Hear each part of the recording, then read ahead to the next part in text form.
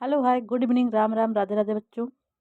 स्वागत है आपका आपके प्यारे परिवार बीएससी बायो वाला में। बच्चों आज आपका बीएससी 6 सेमेस्टर की क्लासेस स्टार्ट हो रही हैं। तो पहला जो आपका पेपर है ecology, ethology, environmental science and wild life, इसके बारे में हम आज पढ़ेंगे। ठीक है। जो इसका आपका जो फर्स्ट टॉपिक है, जिसका नाम क्या है भैया, जो इसका आपका फर्स्ट टॉपिक है उसका नाम है इंट्रोडक्शन ऑफ इकोलॉजी। क्या है बच्चा? Introduction of ecology. इस टॉपिक में जो हिस्ट्री ऑफ इकोलॉजी है, इसमें आपको इंट्रोडक्शन ऑफ इकोलॉजी में आपको हिस्ट्री ऑफ इकोलॉजी पढ़ना है, आर्ट इकोलॉजी, क्या क्या पढ़ना है, history of ecology, autecology, synecology, और ये level of organisation, law of limiting factor, study of physical factor. तो इतने सारे टॉपिक्स आपको पढ़ने हैं। इसमें से आज हम आपको इंट्रोडक्शन ऑफ इकोलॉजी में हिस्ट्री ऑफ इकोलॉजी पढ़ाएंगे। ठीक है भैया।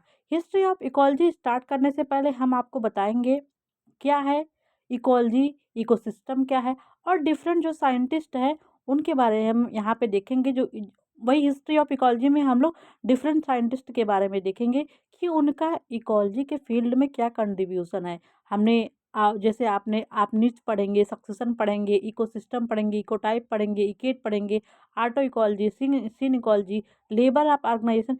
आप लोग ये डिफरेंट टाइप का जो ये पढ़ेंगे उसमें आपका किस किस साइंटिस्ट का क्या कंट्रीब्यूशन है, ठीक है, उसको हम देखेंगे। तो आइए भैया टॉपिक शुरू करते हैं। टॉपिक शुरू करने से बच्चे आप अगर चैनल पे नए हो प्लीज़ सब्सक्राइब कर लें और अपने मित्रों को ज़रूर शेयर कर दें। देखिए व्हाट इज इकोलॉजी, यहाँ पे हमने आपको मेंशन किया और ये इमोजी आपके लिए हमने दिया है। ठीक है, आगे देखिए आप, यहाँ देखिए ये आपका है इकोलॉजी एंड इन्वायरमेंट। हमने ये टॉपिक मेंशन किया है, ये आपका हमने हैंड रिटन नोट्स बनाया है। ठीक है, आशा करते हैं आपको हमारा नोट्स पसंद आएगा। ठीक है, कुछ स्पेलिंग अगर आपको समझ में ना आए, धीरे धीरे आपको सब समझ में आने लगेगा। पहले देखिए इकोलॉजी क्या है। इकोलॉजी, इकोलॉजी जो है बच्चा, ये दो शब्द से मिलके बना है। देखिए ओइकोस और लागस। इकोलॉजी दो शब्द से बना है। क्या है भैया? ओइकोस प्लस लागस। लागस मतलब आप जानते ही हैं, ये ग्रीक वर्ड से बना है।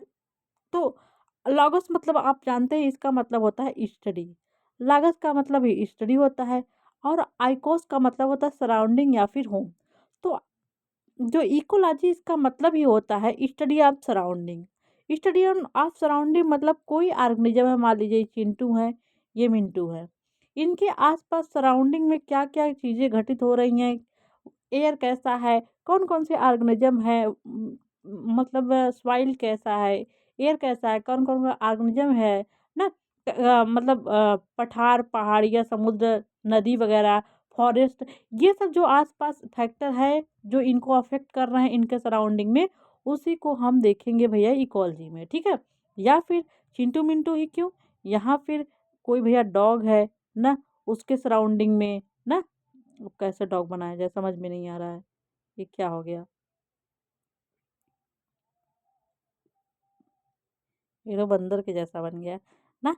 तो उस मान लीजिए ना, इसके सराउंडिंग में कोई मार्को माइक्रो ऑर्गेनिज्म है, उसके सराउंडिंग में क्या क्या घटनाएं घटित हो रही, उसी को हमको पढ़ना है इकोलॉजी में। ठीक है, तो डिफिनीशन देखिए आप, स्टडी ऑफ इंटरेक्शन एंड या फिर inter relationship between living organism to their environment. तो ये किसका हम स्टडी करेंगे हम किसी लिविंग ऑर्गेनिज्म का, उसके इन्वायरमेंट से।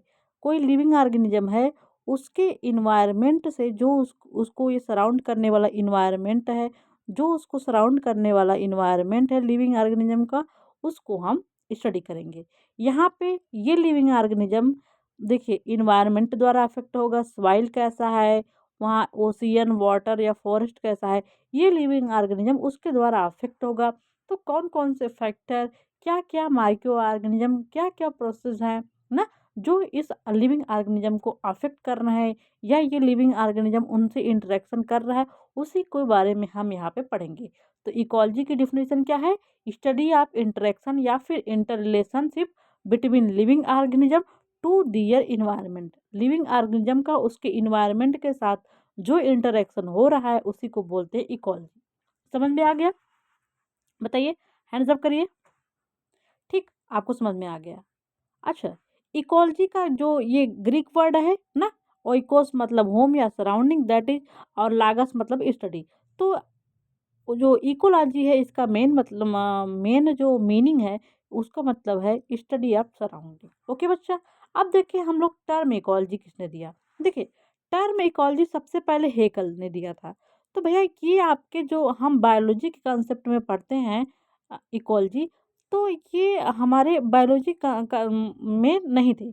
अपने बायोलॉजी के फील्ड में मेन जो रेटर ने दिया था। ठीक है, ये आपका जियोग्राफी के टर्म में दिए थे।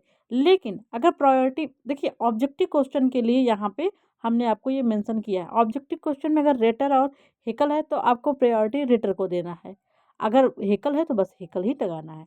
ठीक है, तो टर्म इकोलॉजी किसने दिया था, हेकल नामक साइंटिस्ट ने टर्म इकोलॉजी दिया था। ओके बच्चों, आगे चलते हैं।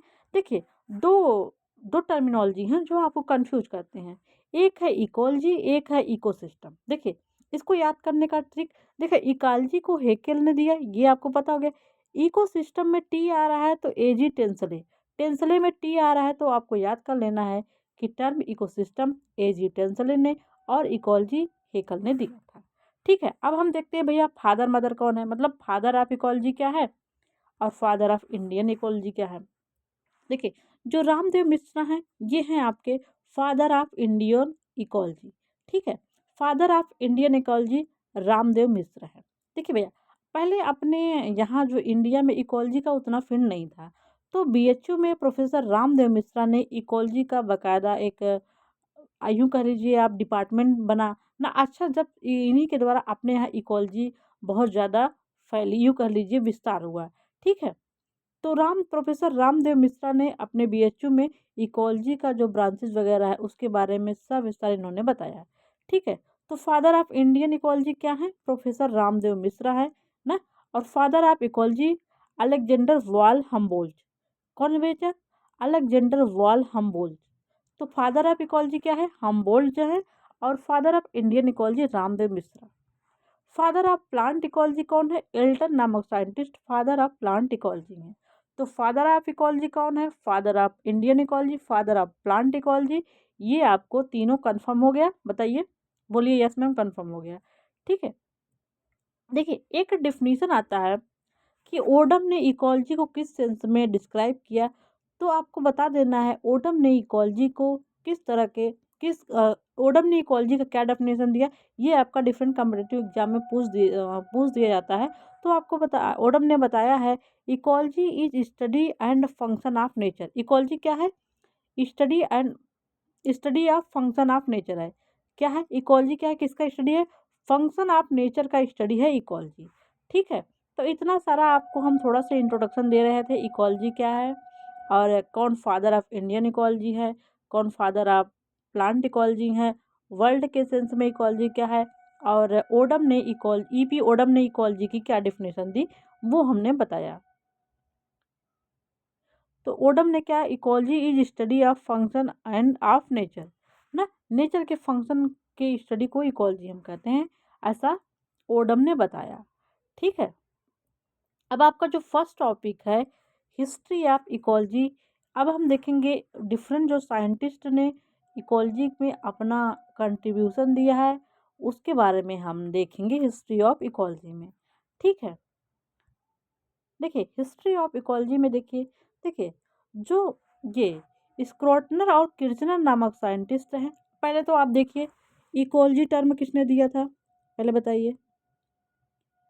इकोलॉजी टर्म दिया था हेकल ने ना, और इकोसिस्टम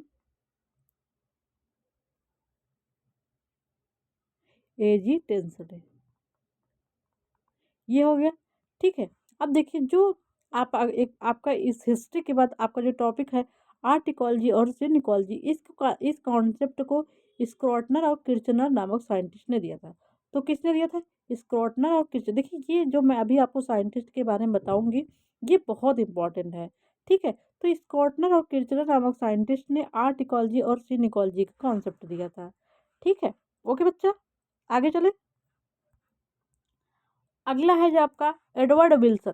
एडवर्ड विल्सन नामक साइंटिस्ट, इन्होंने टर्म बायोडाइवर्सिटी को पॉपुलराइज्ड किया था। जो टर्म आपका ये जो बायोडाइवर्सिटी वाला टर्म है, इसको पॉपुलराइज्ड मतलब विख्यात किसने किया था? Edward Wilson. तो भैया स्क्रोटनर और किर्चनर ने आर्ट इकोलॉजी और सीन इकोलॉजी दिया। जो एडवर्ड विल्सन है, इन्होंने बायोडाइवर्सिटी को पॉपुलराइज्ड किया। ठीक है, जो ग्रिनेल है, ग्रिनेल नामक साइंटिस्ट है, इन्होंने नीच टर्म दिया था। तो ग्रिनेल नामक साइंटिस्ट ने नीच टर्म दिया था। क्या टर्म दिया था भैया? नीच टर्म दिया था। तो हमने 3 साइंटिस्ट देखा। फर्स्ट, वैसे तो हमने 5 देख किया, स्क्रोटनर और Kirchner autecology synecology, Edward Wilson biodiversity, Grinnell niche और हेकल इकोलॉजी, एजिटेंसले इकोसिस्टम और father of ecology, father of plant ecology, father of Indian ecology, ये तो आपने देखा ही। नेक्स्ट देखते हैं भैया, हेकल ने टर्म इकोलॉजी दिया, यहाँ पे हमने देख लिया। एजिटेंसले ने इकोसिस्टम टर्म दिया, ये सब आपको क्लियर है। देखिए, जो पैने नामक साइंटिस्ट है, की स्टोन स्पीसीज के बारे में बताया। आप में की स्टोन स्पीसीज पढ़ना है, उसके बारे में पैने नामक साइंटिस्ट ने बताया। टूरेसन ने क्या दिया भैया? इकोटाइप। इकोटाइप टर्मिनोलॉजी को टूरेसन ने इकोटाइप के बारे में बताया। इकोटाइप किसने बताया? टूरेसन। देखिए, जो हम साइंटिस्ट आपको बता रहे हैं, ये आपके कॉम्पिटेटिव एग्जाम के लिए बहुत ही इंपॉर्टेंट है। ठीक है, क्लीमेंट नामक साइंटिस्ट ने आप क्या बताया? Ecological succession. इकोलॉजिकल सक्सेशन को क्लीमेंट नामक साइंटिस्ट ने बताया। तो क्लीमेंट नामक साइंटिस्ट ने इकोलॉजिकल सक्सेशन के बारे में बताया। इकोलॉजिकल सक्सेशन आपको पढ़ना है। नेक्स्ट, एल्टन नामक साइंटिस्ट ने concept of ecological pyramid. Ecological pyramid को कॉन्सेप्ट एल्टन नामक साइंटिस्ट ने दिया। तो किसने दिया इकोलॉजिकल पिरामिड का कॉन्सेप्ट? एल्टन नामक साइंटिस्ट का। जो नेक्स्ट साइंटिस्ट है, कार्ल मोबियस।